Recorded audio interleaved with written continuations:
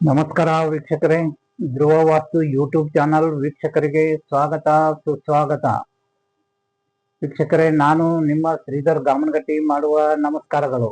ವೀಕ್ಷಕರೇ, ನಮ್ಮ ಮನೆದೇವರ ಕೃಪಾ ಆಶೀರ್ವಾದದಿಂದ ಹಾಗೂ ನಮ್ಮ ತಂದೆ ತಾಯಿಯರ ಆಶೀರ್ವಾದದಿಂದ ಮತ್ತು ನಮ್ಮ ವಾಸ್ತು ಗುರುಗಳಾದಂತಹ ಶ್ರೀ ಪ್ರೇಮ್ ಕುಮಾರ್ ಗುರುಗಳ ಆಶೀರ್ವಾದವನ್ನು ಪಡೆಯುತ್ತಾ ಇವತ್ತಿನ ಸಂಚಿಕೆಯನ್ನು ಪ್ರಾರಂಭಿಸೋಣ.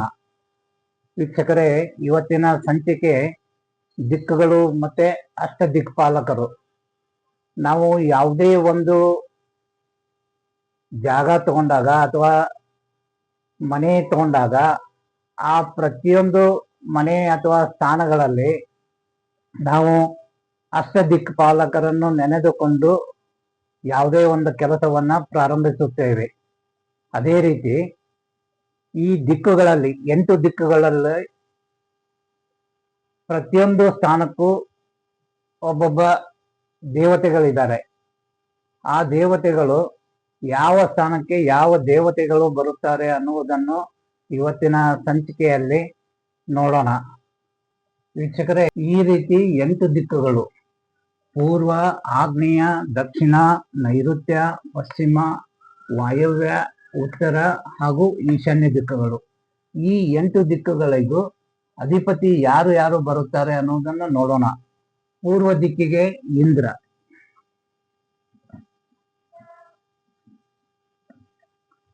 ಆಗ್ನೇಯ ದಿಕ್ಕಿಗೆ ಅಗ್ನಿದೇವ,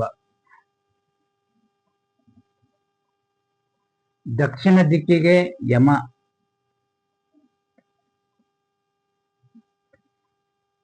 ನೈಋತ್ಯ ದಿಕ್ಕಿಗೆ ನಿರುತಿ, ಪಶ್ಚಿಮ ದಿಕ್ಕಿಗೆ ವರುಣ,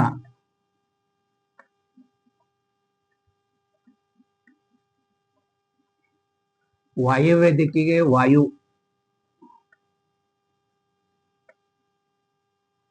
ಹಾಗೆ ಉತ್ತರ ದಿಕ್ಕಿಗೆ ಕುಬೇರ,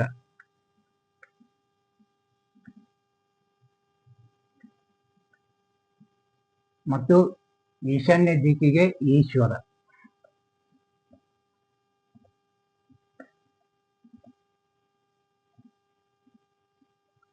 ಈ ರೀತಿ ಪ್ರತಿಯೊಂದು ದಿಕ್ಕುಗಳಿಗೂ ಅದರದೇ ಆದಂತ ಅಧಿಪತಿಗಳು ಬರುತ್ತಾರೆ.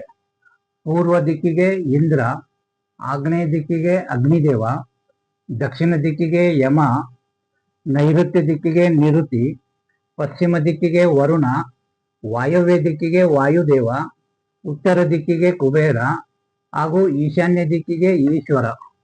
ಈ ರೀತಿ 8 ದಿಕ್ಕುಗಳಿಗೂ 8 ಅಧಿಪತಿಗಳು ಬರುತ್ತಾರೆ. ಇವತ್ತಿನ ಸಂಚಿಕೆ ಅಷ್ಟ ದಿಕ್ಪಾಲಕರು ಯಾರು ಎಲ್ಲಿ ಬರುತ್ತಾರೆ ಅನ್ನುವುದನ್ನು ನೋಡಿದೆವು. ಇದು ನಿಮಗೆ ಇಷ್ಟವಾದರೆ ಲೈಕ್ ಮಾಡಿ, ಸಬ್ಸ್ಕ್ರೈಬರ್ ಆಗಿ ಹಾಗೂ ಬೆಲ್ ಐಕನ್ ಅನ್ನ ಪ್ರೆಸ್ ಮಾಡಿ. ಪ್ರತಿಯೊಬ್ಬರು ಇದನ್ನ ನಿಮ್ಮ ಗೆಳೆಯರು ಹಾಗೂ ನಿಮ್ಮ ಸಂಬಂಧಿಕರಿಗೆ ಪ್ರತಿಯೊಬ್ಬರಿಗೂ ಹಂಚಿಕೊಳ್ಳಿ. ಈ ವಾಸ್ತುವಿನ ವಿಚಾರವನ್ನು ಪ್ರತಿಯೊಬ್ಬರಿಗೂ ತಲುಪಲಿ. ನಿಮ್ಮ ಮನೆಯಲ್ಲಿರುವ ಸಮಸ್ಯೆಗಳಿಗೆ ಈ ವಾಸ್ತು ವಿಚಾರಗಳನ್ನು ತಿಳಿದುಕೊಂಡು ನಿಮ್ಮಲ್ಲಿರುವ ಸಮಸ್ಯೆಗಳನ್ನು ನೀವೇ ಬಗೆಹರಿಸಿಕೊಂಡು ಒಳ್ಳೆ ಸುಖ ಸಂತೋಷವಾಗಿ ಬದುಕುವಂತ ಒಂದು ದಾರಿ ಮಾಡಿಕೊಳ್ಳುವಂತ ವಿಷಯ. ದಯವಿಟ್ಟು ಇದನ್ನ ಎಲ್ಲರಿಗೂ ಹಂಚಿಕೊಳ್ಳಿ. ಅವರಲ್ಲಿರುವ ಸಮಸ್ಯೆಗಳಿಗೆ ಅವರೇ ಪರಿಹಾರವನ್ನು ಹುಡುಕಿಕೊಂಡು ಒಳ್ಳೆಯ ಸುಖ ಶಾಂತಿ ಜೀವನವನ್ನು ಸಾಗಿಸಲು ಎಂದು ಇವತ್ತಿನ ಸಂಚಿಕೆಯನ್ನು ಮುಗಿಸುತ್ತಿದ್ದೇನೆ. ಧನ್ಯವಾದಗಳು.